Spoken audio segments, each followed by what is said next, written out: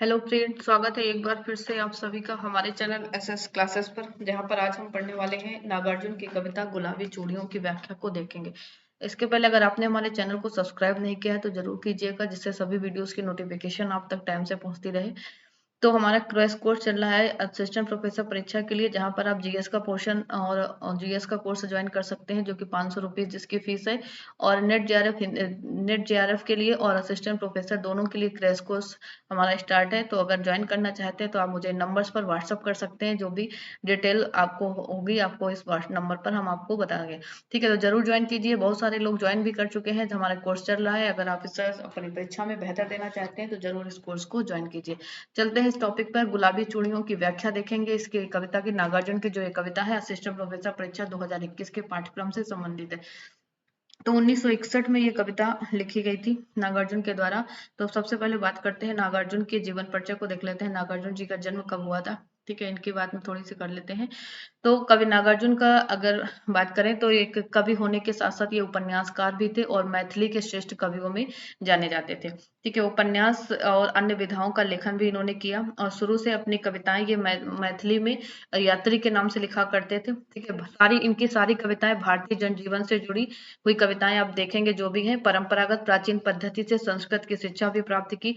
हिंदी, मैथिली, संस्कृत, बांग्ला का आज यानी भाषाओं का इनको ज्ञान था। इनका काव्य संग्रह जो पत्रहीन नग्न गाछ था, उसके लिए इनको साहित्य अकादमी पुरस्कार से भी सम्मानित किया गया था। तो इनका जन्म 30 जून 1911 को बिहार के दरभंगा जिले के सतलखा गांव में एक मध्यम परिवार में इनका हुआ था। मूल नाम इनका वैद्यनाथ मिश्र भी था, ये भी ध्यान रखिए, ये भी क्वेश्चन बहुत बनता है कि इनका मूल नाम क्या था।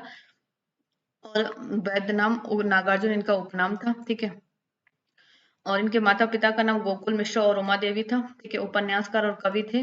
मृत्यु इनकी 5/11/1988 को इनकी मृत्यु हुई थी और पत्रहीन नग्नगाछ के लिए साहित्य अकादमी पुरस्कार से भी इनको सम्मानित किया गया था। ठीक है, तो विभिन्न प्रकार के इनकी अगर बात करें तो ये इनका जो मन था बौद्ध धर्म की ओर आकर्षित था, थोड़ा आर्य समाज के विचारों से भी ये काफी प्रभावित दिखे। ठीक है, बौद्ध धर्म के साथ इनका ध्यान राजनीति की तरफ भी इनका मन चला। स्वतंत्रता संग्राम भी उस समय चल रहा था, तो उसका प्रभाव इन पर देखने को मिला और उनके साहित्य पर इन सारी चीजों को हम देख सकते हैं। नागार्जुन को जो पुरस्कार मिले उनकी अगर बात करें तो 1969 में इनको पत्रहीन नग्नगाछ के लिए साहित्य अकादमी पुरस्कार से सम्मानित किया गया था। ठीक है, 1964 में साहित्य अकादमी यानी कि 1969 में जो पत्रहीन नग्नगाछ लिखा था उसके लिए 1994 में इनको साहित्य अकादमी पुरस्कार मिला था। ठीक है, अब बात करते हैं इस कविता की। ठीक है, जो ये कविता जिसकी आज हम व्याख्या देखेंगे, इस कविता की गुलाबी चूड़ियां। ठीक है, इस गुलाबी चूड़ियां कविता की अगर हम बात करें तो इस पीडीएफ पर आते हैं, उस नोट्स पर अपने, गुलाबी चूड़ियां। ये कविता नागार्जुन की, इस कविता की हम यहाँ पर व्याख्या देखेंगे। गुलाबी चूड़ियां लिखते हैं नागार्जुन, प्राइवेट बस का ड्राइवर तो क्या हुआ, प्राइवेट बस का ड्राइवर है तो क्या हुआ, 7 साल की बच्ची का पिता तो है। सामने गियर से ऊपर हुक से लटका रखी हैं कांच की चार चार गुलाबी चूड़ियां। चूड़ियां गुलाबी बस की रफ्तार के मुताबिक हिलती रहती हैं। झुक कर मैंने पूछ लिया, गया मानो झटका, यानी खा गया मानो झटका। अधेड़ उम्र का मुलेठ रोबीला चेहरा आहिस्ते से बोला, हाँ साहब, लाख कहता हूँ नहीं मानती मुनिया। टांगे हुए हैं कई दिनों से अपनी अमानत यहाँ अब्बा की नजरों के सामने। मैं भी सोचता हूँ क्या बिगाड़ती हैं गुलाबी चूड़ियां, किस जुर्म से पे हटा दूं इनको यहाँ से। आगे लिखते हैं, और ड्राइवर ने एक नजर मुझे देखा और मैंने एक नजर उसे देखा। छलक रहा था दूधिया वात्सल्य बड़ी बड़ी आंखों में। तरलता हावी थी सीधे साधे प्रश्न पर। और अब वे निगाहें फिर से हो गईं सड़क की ओर। और मैंने झुक कर कहा, हाँ भाई मैं भी पिता हूँ। बस तो यूं ही पूछ लिया आपसे, वरना किसे नहीं भाएंगी नन्ही कुलाइयों की गुलाबी चूड़ियां। तो ये नागार्जुन ने ये कविता गुलाबी चूड़ियां ये क्यों लिखी। ठीक है, इस क्या विषय है इसका, इन्होंने क्या बताने का प्रयास किया, तो बात करें तो ये सबसे पहले इसका ईयर आपको ध्यान रखना है। 1961 में ये रचित ये गुलाबी चूड़ियां कविता प्रगतिशील यानी कथाकार के रूप में नागार्जुन जो है उनसे संबंधित ये कविता है। और इसमें कविता में नागार्जुन ने अपनी कविता में ज्यादातर आपने देखा होगा कि यथार्थ का खुलकर चित्रण करते हैं। अपनी कविता में सदैव एक साधारण मनुष्य की बात करते हैं नागार्जुन। तो ये कविता जो हमने देखा कि गुलाबी चूड़ियां, ये दो मानक पत्रों, ये क्या है, एक भावनात्मक संवाद है। कवि ने बच्ची के प्रति प्रेम के माध्यम से एक साधारण मनुष्य के जीवन में प्रेम के महत्व को दर्शाने का प्रयास किया इस कविता के माध्यम से। ठीक है, बस में लटकी हुई चूड़ियां उस बस ड्राइवर का अपने बच्ची के प्रति जो प्रेम है, ठीक है, उस प्रेम का परिचायक है, उस प्रेम का सूचक वो कविताएं, वो चूड़ियां दिखाई पड़ रही। तो ये कविता कहती है कि एक शुरुआत कहाँ से होती है कि प्राइवेट बस का ड्राइवर है, तो क्या हुआ, 7 साल की बच्ची का पिता तो है। तो लिखते हैं नागार्जुन कि वो प्राइवेट बस का ड्राइवर है, लेकिन एक छोटी सी बच्ची का पिता है। उसने अपने सामने यानी अपने गेयर के ऊपर चूड़ियां लटका रखी हैं। ठीक है, हुक से उन चूड़ियों को लटका रखी हैं, कांच की 4 गुलाबी चूड़ियां लटका रखी हैं। बस की रफ्तार के मुताबिक वो चूड़ियां, लेखक कवि लिखते हैं कि वो चूड़ियां हिलती डुलती रहती हैं। ठीक है, कहते हैं कि प्राइवेट बस का ड्राइवर है तो कोई दुख की बात नहीं है, अपनी मेहनत लगन और ईमानदारी से वो अपनी जीविका को चला रहा है। ठीक है, एक ड्राइवर होने के साथ साथ वो क्या है, एक छोटी बच्ची, 7 साल की बच्ची है उसकी, उसका वो पिता है। और कभी यहाँ पर बताना चाहता है कि जो एक बस ड्राइवर होता है वो क्या है, उसके अंदर भी इंसानियत होती है, प्यार, और वो चीज भी उसके अंदर होती है। तो कवि ने यहाँ पर आम जन की पीड़ा, आम जन की संवेदनाओं को स्थान दिया।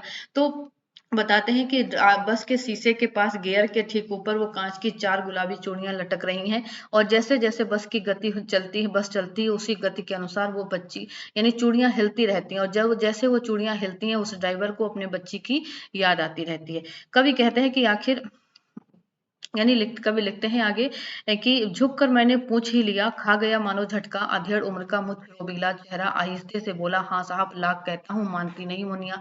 तो कहते हैं कि कवि कहता है कि मैंने झुक कर पूछ ही लिया उससे आखिर कि यानी कि ये पूछ ही लिया कि मतलब ये चूड़ियां आपने यहाँ पर क्यों टांग रखी हैं। तो वो अचानक से कहते हैं चौंक गया, और कहते हैं खा गया झटका, मानो किसी याद में वो खोया हुआ था और अचंभित सा हो गया मेरे इस प्रश्न पर। तो कहते हैं कि वो कैसा था, अधेड़ उम्र का था वो व्यक्ति जो ड्राइवर था, वो कैसा था, अधेड़ उम्र का, मुछ रोबिलानी, बड़ी बड़ी मूछों वाला उसका चेहरा था। बड़े धीरे से बोला कि हाँ साहब बहुत समझाता हूँ, लेकिन वो मुनिया यानी उसकी बेटी, कहते हैं वो मानती नहीं। वो कहती है कि कई टांगे हैं कई दिनों से, यानी कि वो कहते हैं कि उसकी बेटी वो बार बार उससे कहती है कि इन चूड़ियों को यहाँ पर टांगने के लिए।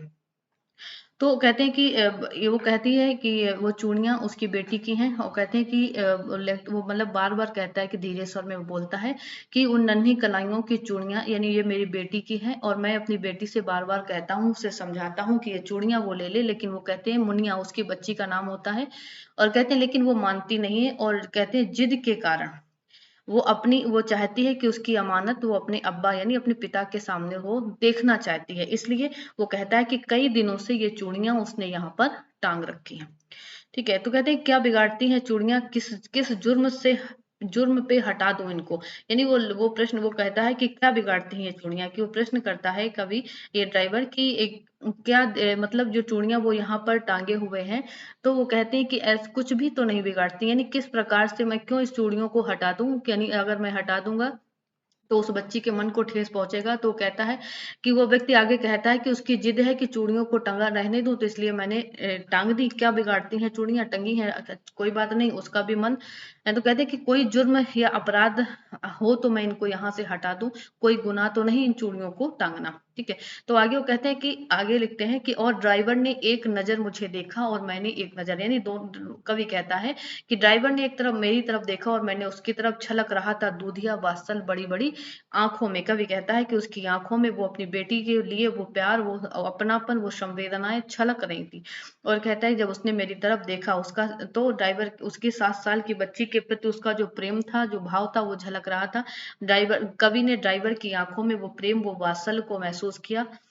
उसकी आंखों में एक उसकी माँ की तरह एक मतलब वो वात्सल्य का भाव था। आगे कवि लिखते हैं कि तरलता हावी थी सीधे साधे प्रश्न पर, और अब वे निगाहें फिर से हो गई सड़क की ओर। और कहते हैं इतना कहने के बाद वो फिर से सड़क की ओर देखने लगा, और मैंने झुक कर कहा, हाँ भाई मैं भी पिता हूँ, वो तो बस पूछ ही लिया आपसे, वरना किसी किसे नहीं भाएंगी नन्ही कलाइयों की गुलाबी चूड़ियां। यानी कवि कहता है कि हाँ ड्राइवर से, यानी कि कवि ड्राइवर सीधे ढंग से कवि के प्रश्नों का उत्तर दे रहा था बड़ी सरलता के साथ, और कहते हैं फिर से आंखें सड़क की तरफ उसकी हो गई, और कवि का हृदय वहां पर पिघल जाता है, और कवि कहता है कि हाँ मैं भी एक पिता हूँ, और मैंने बस ऐसे ही आपसे पूछ लिया कि ये चूड़ियां आपने क्यों टांग लगती, वरना किसको ये नन्ही छोटी छोटी कलाइयों की ये चूड़ियां, किसके हृदय को नहीं पसंद आएंगी, किसको नहीं भाएंगी, कौन नहीं चाहेगा कि ये चूड़ियां उन छोटी छोटी बच्चियों के हाथों में पड़ी रहे।